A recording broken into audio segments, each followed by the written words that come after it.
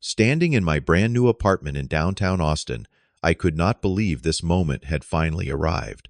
The afternoon sunlight streamed through the floor-to-ceiling windows, casting golden rectangles across the hardwood floors I had dreamed about for 6 long years. This studio apartment represented everything I had worked for since graduating college.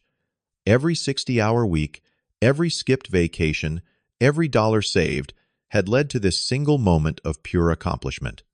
Then my phone rang. The caller ID showed Dad, and something in my chest immediately tightened. His voice was cold, distant, nothing like the proud father I had hoped to hear. "Son, we need to talk about your apartment." The happiness drained from my face as quickly as water down a sink. Why would my father sound so angry about something I had achieved entirely on my own? Before I tell you what happened next, let me know where you are watching from in the comments below. Hit that like button and subscribe if you want to hear more stories like this. Trust me, you will not believe how this family drama unfolded and what documents I had to pull out to defend myself. Growing up in our middle-class neighborhood in Denver, Colorado, I always knew I was different from my younger sister, Sophia.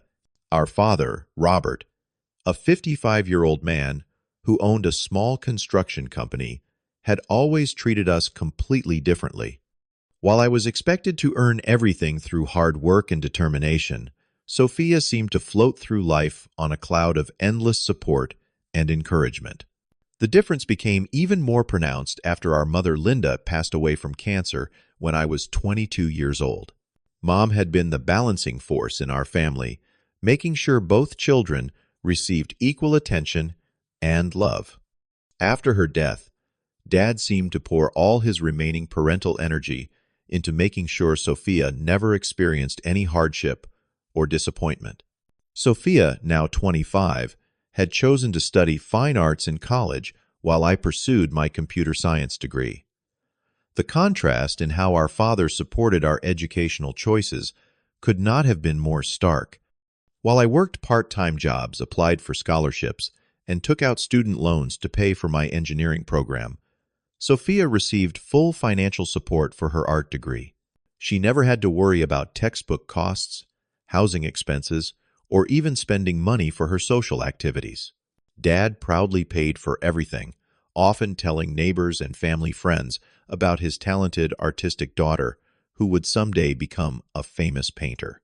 Meanwhile, I had made the decision to move to Austin, Texas, immediately after graduation to start my career as a software developer. The tech industry in Austin was booming, and I knew this was my chance to build something meaningful with my life. Starting as a junior developer at a growing startup, I worked incredibly long hours, often staying at the office until 9 or 10 at night.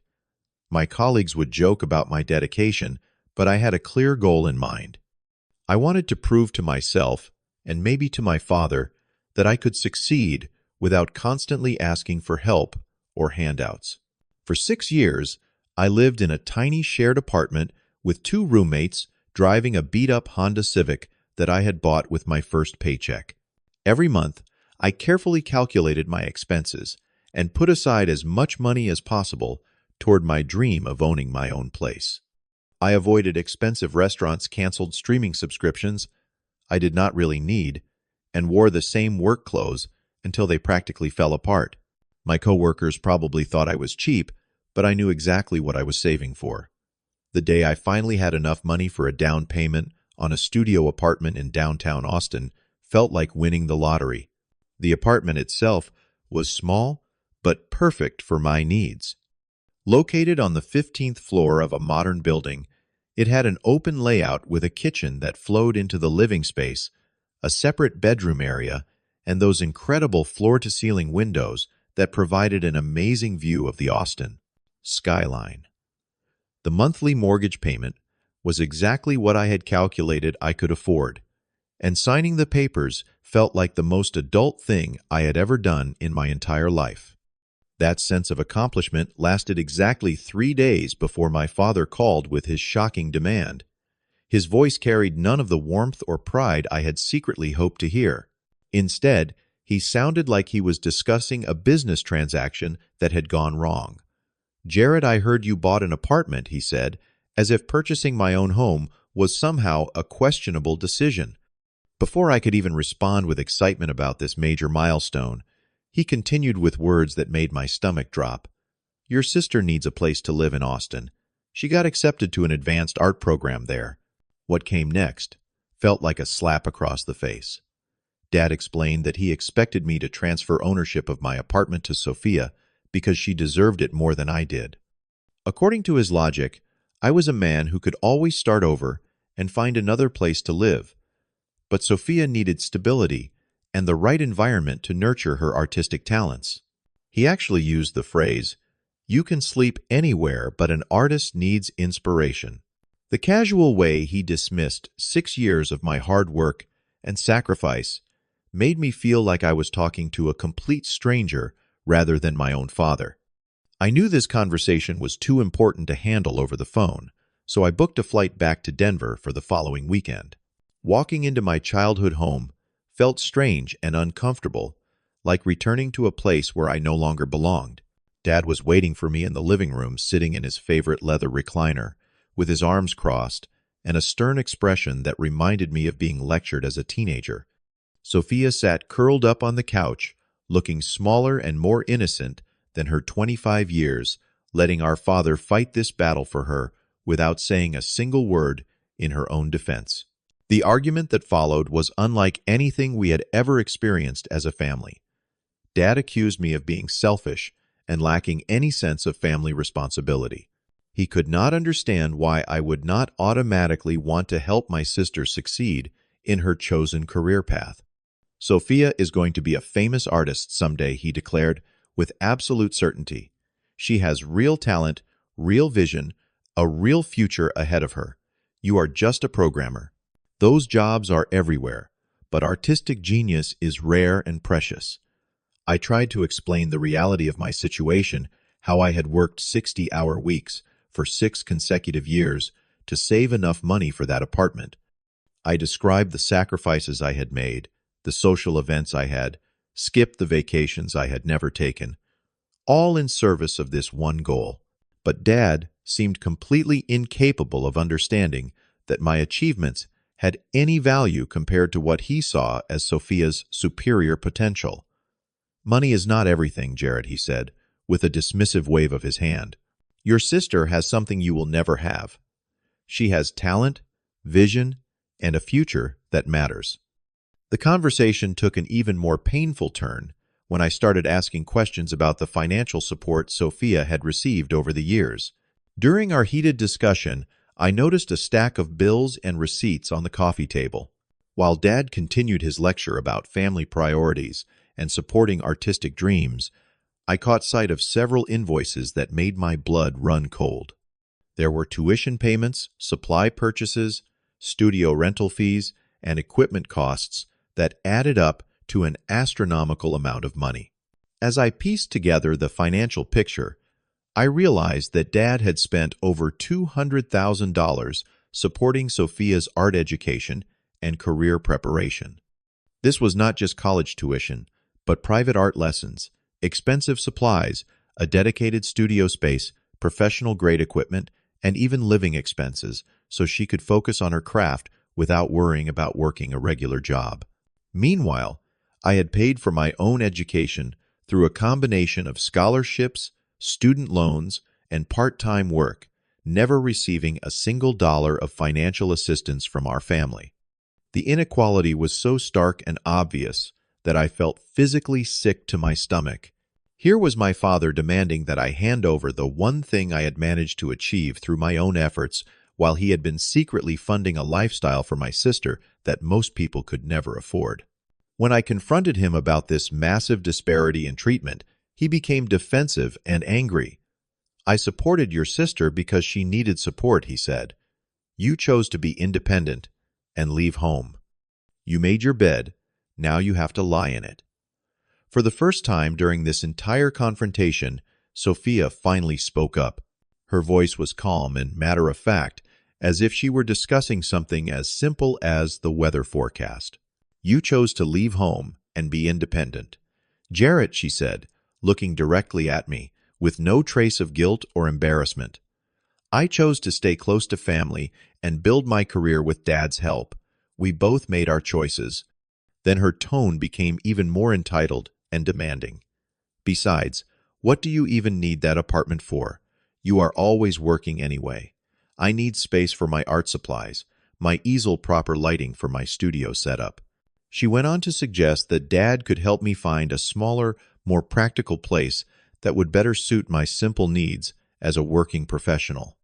The casual way she dismissed my accomplishment and suggested I should downgrade my living situation to accommodate her artistic requirements revealed a level of selfishness and entitlement that I had never fully recognized before.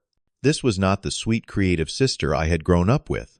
This was someone who had been so consistently spoiled and protected that she genuinely believed other people should sacrifice their dreams to make her life more convenient.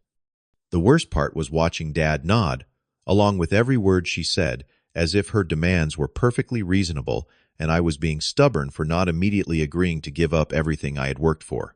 In that moment, I finally understood that this was not really about the apartment at all.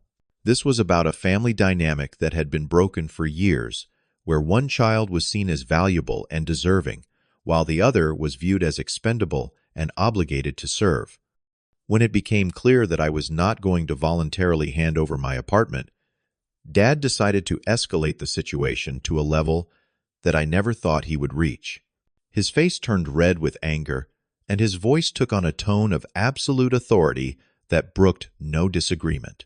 "If you do not transfer that apartment to your sister, I will cut you out of my will completely," he announced, as if he were a king delivering a royal decree. "Everything I have built over the years, this house, my construction business, my savings accounts, all of it will go to Sophia. You will get absolutely nothing when I am gone." The threat hung in the air like a toxic cloud, and for a moment, I felt the full weight of what he was proposing. This was not just about money or inheritance, but about officially declaring that I was no longer considered a real member of this family.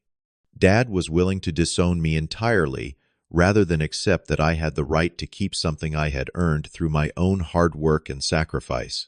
Sophia sat quietly during this ultimatum, neither supporting me nor discouraging Dad from taking such a drastic step. Her silence spoke volumes about where her loyalties truly lay. But as I sat there absorbing the shock of being threatened with complete disinheritance, something unexpected happened in my mind. Instead of feeling devastated or panicked, I suddenly remembered a conversation I had with my mother just 2 weeks before she passed away from cancer.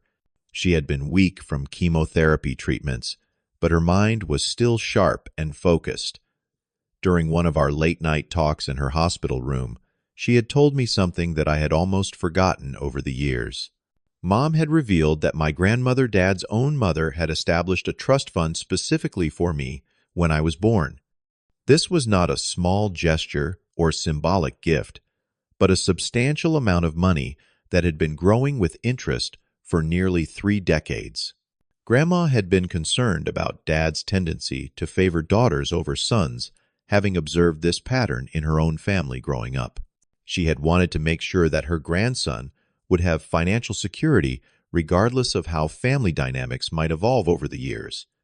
The trust fund contained nearly $300,000, more than enough to make Dad's inheritance threats completely meaningless. Mom had kept this information secret from Dad to avoid creating conflict in the family, but she had made sure I knew about it before she died.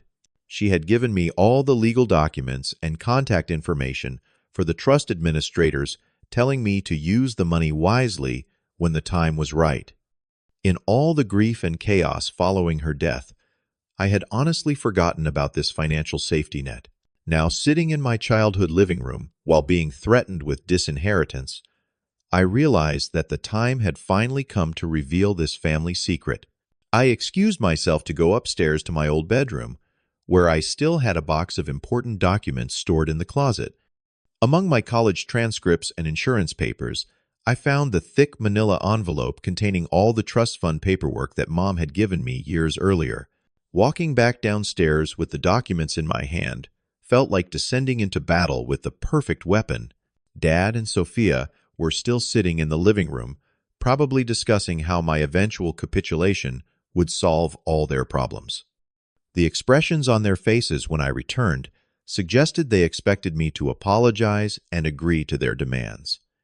Instead, I calmly placed the legal documents on the coffee table directly in front of both of them. "Dad, you can keep your inheritance," I said, in the steadiest voice I could manage. "I do not need it anymore, and I never really needed it in the first place." The confusion on their faces was immediately apparent, so I continued with the explanation that would change everything. "Grandma knew this day would come. She saw how you treated your children differently, and she made sure I would be taken care of no matter what happened." As they read through the trust fund documents, I watched both of their faces go through a range of emotions from confusion to shock to something approaching fear. Dad had never known about his mother's secret financial arrangement, and Sophia was clearly calculating how this development would affect her own future security. The power dynamic in the room had completely shifted in a matter of minutes, and for the first time in this entire confrontation, I held all the cards. "I am keeping my apartment," I announced, with a confidence that surprised even me. "I am also done trying to win approval from people who have already decided I do not matter as much as someone else. Sophia can find her own place to live in Austin, just like every other adult has to do when they want to move to a new city." The silence that followed was deafening, but it was also liberating in a way I had never experienced before. The aftermath of revealing the trust fund documents created a completely different atmosphere in our family home. Dad sat in stunned silence for nearly 10 minutes, reading and rereading the legal paperwork as if he could somehow make it say something different. Sophia's reaction was more immediate and much less controlled. She began crying and demanding to know why Grandma had not set up a similar trust fund for her, as if she were being deliberately excluded from something she deserved by birthright. The revelation forced Dad to confront some uncomfortable truths about his own behavior and the long-term consequences of his favoritism. He began to realize that his mother had witnessed the same patterns of unequal treatment that I had been experiencing for most of my life. Grandma had not created this trust fund out of spite or favoritism, but out of genuine concern that her grandson might need financial protection from his own father's biased decisions. Over the following days, the family dynamics continued to shift in ways that none of us had anticipated. Sophia's anger about the trust fund gradually gave way to a kind of panic as she realized that her safety net was not as secure as she had always assumed. Without the guarantee of inheriting everything from Dad and without the option of taking over my apartment, she would actually have to figure out how to support herself like any other adult. This was apparently a terrifying prospect for someone who had never been required to take full responsibility for her own life. I returned to Austin with a sense of freedom and relief that I had not felt in years. For the first time since childhood, I was not carrying the emotional burden of trying to prove my worth to family members who had already decided I was less important than someone else. The apartment felt different now, not just like a place I had managed to afford, but like a symbol of my independence and self-determination. I used a portion of the trust fund to make some improvements to the space, adding better furniture and upgrading the kitchen appliances to create exactly the kind of home environment I had always wanted. Work became more enjoyable without the constant stress of family disapproval hanging over my head. My colleagues noticed the change in my attitude and energy level, and I found myself taking on more challenging projects and leadership roles. I also started building genuine friendships with people who appreciated me for who I was, rather than comparing me unfavorably to someone else. For the first time in my adult life, I felt like I could be completely authentic without worrying about disappointing anyone or failing to meet impossible expectations. About 6 months after our confrontation, Dad called me with a tone of voice I had not heard since before Mom died. He sounded genuinely remorseful and vulnerable, nothing like the angry, demanding person who had threatened to disinherit me. Jarrett, I owe you an apology, he said, without any preamble or small talk. I have been thinking about everything that happened, and I realize how unfairly I treated you for so many years. Your grandmother was right to worry about how I would handle things, and I am ashamed of the way I behaved. The conversation that followed was unlike any we had ever had as father and son. Dad admitted that he had been so focused on protecting Sophia from any kind of hardship or disappointment that he had completely ignored my own needs and feelings. He acknowledged that demanding my apartment had been completely unreasonable and that threatening disinheritance had been cruel and manipulative. Most importantly, he recognized that his favoritism had damaged our relationship in ways that would take time and effort to repair. Sophia also had to face some difficult realities during those 6 months. Without the option of moving into my apartment rent-free, she had been forced to find her own housing in Austin and figure out how to support herself while pursuing her art career.